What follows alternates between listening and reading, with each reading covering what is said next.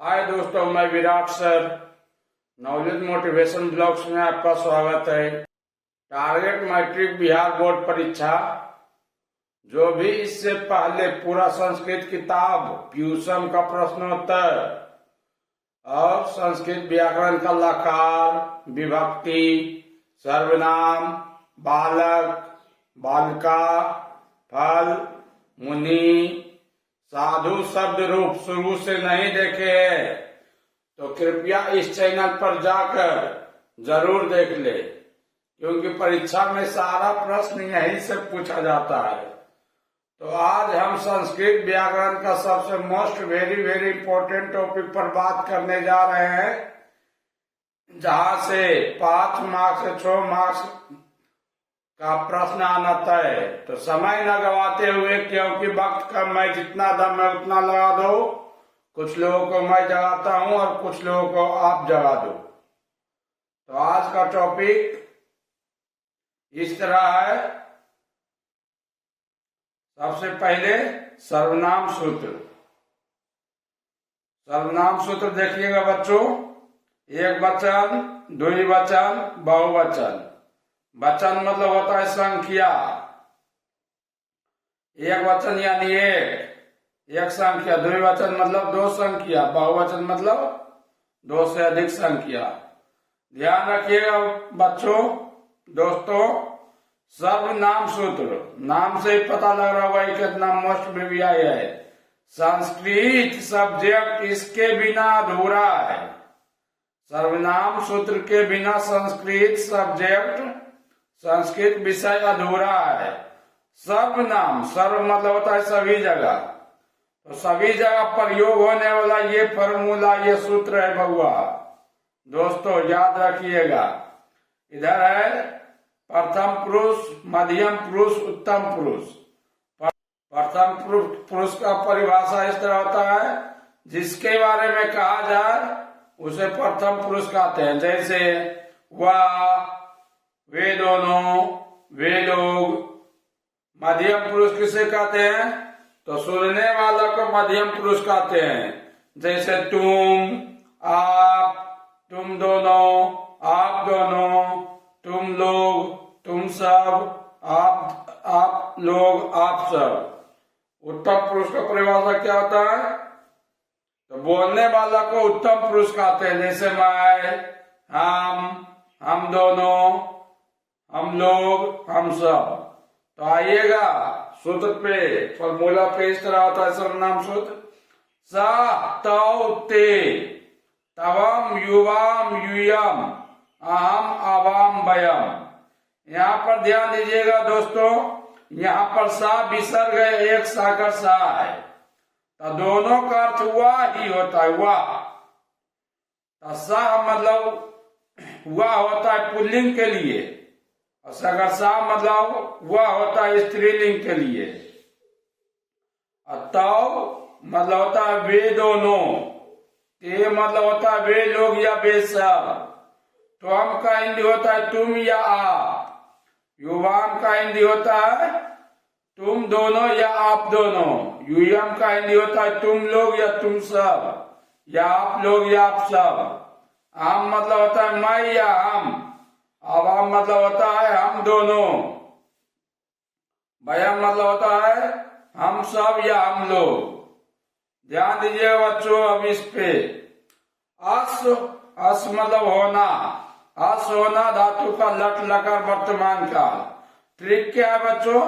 तो इसका डिफिनेशन या परिभाषा या ट्रिक इस तरह हो जाएगा।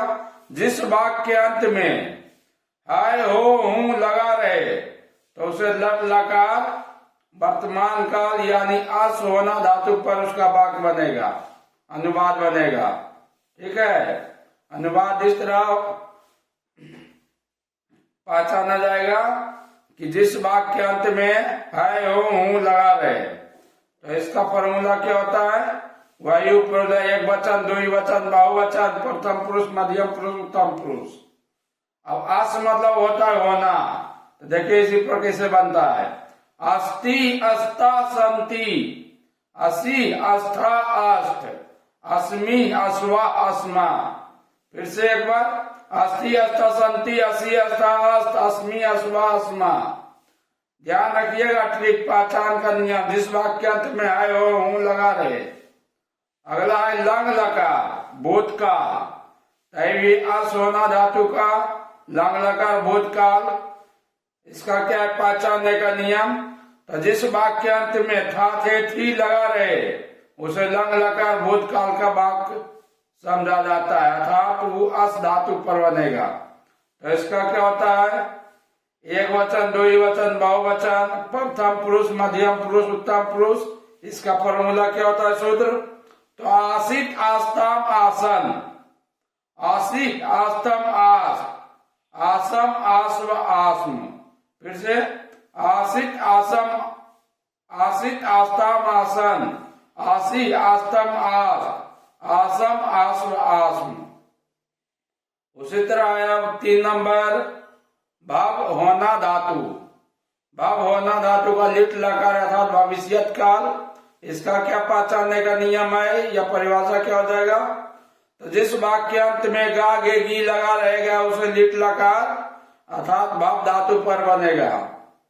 ध्यान रखिएगा, एक वचन, द्विवचन, बहुवचन, प्रथम पुरुष, मध्यम पुरुष, उत्तम पुरुष। इसका सूत्र क्या होता है?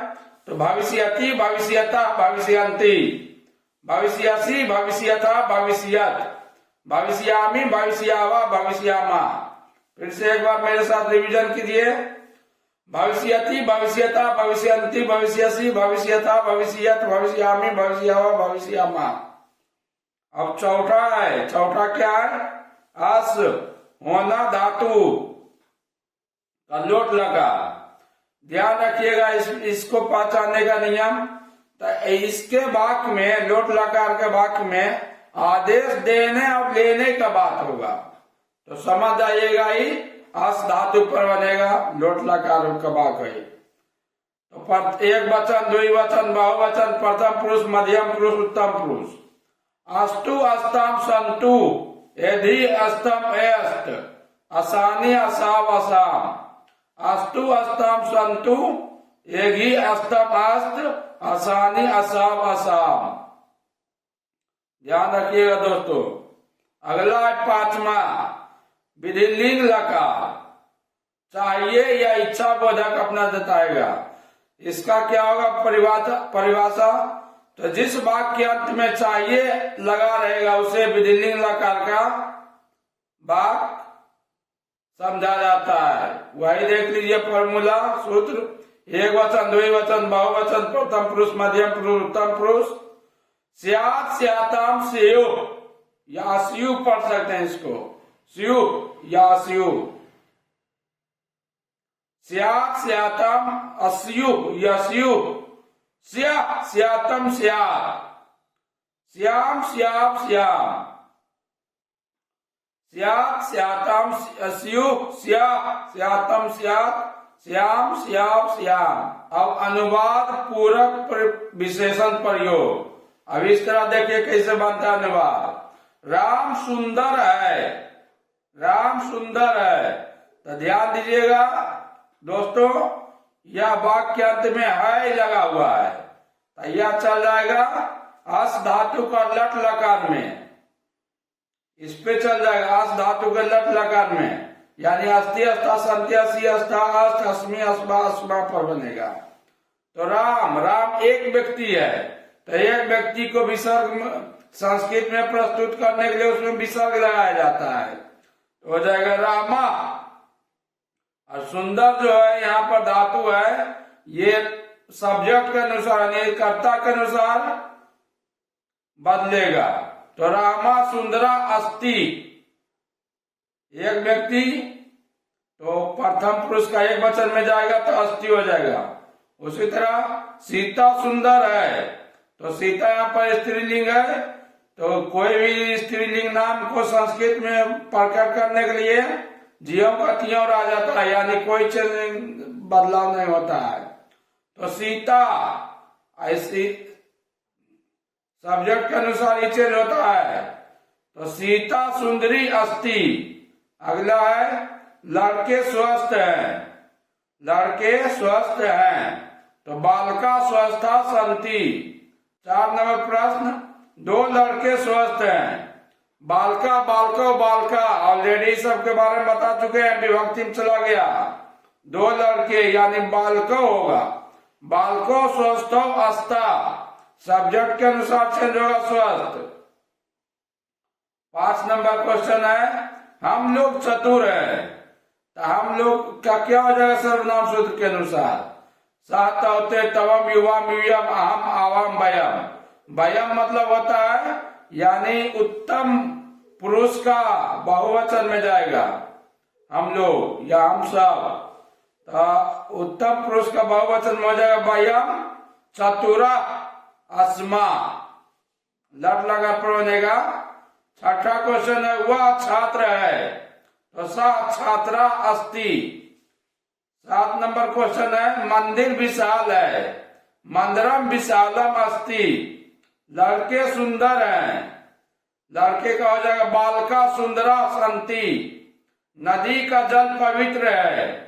9 नंबर क्वेश्चन है, नदी का जल पवित्र है, तो नदिया जलम पवित्रम अस्ति, नदिया जलम पवित्रम अस्ति। यह ध्यान दीजिएगा बच्चों, नदी का है तो चल गया विभक्ति में, कर्ता ने कर्म को करण से, संप्रदान के लिए अपदान से संबंध का के की, या संबंध में जाएगा यानी षष्ठी विभक्ति में ही जाएगा, इसीलिए हो गया नदिया। नदी का जल पवित्र है, तो नदिया जलम पवित्रम अस्ति। अगला, घने वनों में से रही भी विभक्ति पर जाएगा, मैं पर बनेगा यानी सप्तमी विभक्ति में। गानेसु गन का हो जाएगा गानेसु, बन का हो जाएगा बनेसु, सप्तमी विभक्ति के अनुसार। गानेसु बनेसु सिन्हा अस्ति। अगला है, वह लड़का ज्ञानी है, वह लड़का ज्ञानी है, तो स बालका ज्ञानवाना अस्ति, स बालका ज्ञानवाना अस्ति। अगला है, तीन दिन का बात हो रहा है, वह छात्रा है, तो ध्यान दीजिएगा दोस्तों, स आकर सा छात्रा अस्ति होगा। तो वेल दोस्तों, मिलते हैं नेक्स्ट वीडियो में नेक्स्ट टॉपिक पर। दोस्तों, जब तक परीक्षा खत्म ना हो जाए तब तक पढ़ाई करते रहो, क्योंकि ये दुनिया मेहनत नहीं रिजल्ट देखती है। लास्ट में मैं कहूंगा दोस्तों, हमेशा हर हाल में चाहे टॉपिक हार्ड रहे या इजी रहे, कोई घमंड नहीं करना है, कोई एटीट्यूड नहीं दिखाना है कि इजी है आसान है इसको हम नहीं पढ़ेंगे। चाहे टॉपिक हार्ड रहे या इजी रहे, हमेशा हर हाल में रिवीजन करते रहिए, क्योंकि कहा गया है जैसा रिवीजन वैसा डिवीजन। आप जैसा रिवीजन कीजिएगा वैसा डिवीजन पाइएगा। ओके बाय दोस्तों।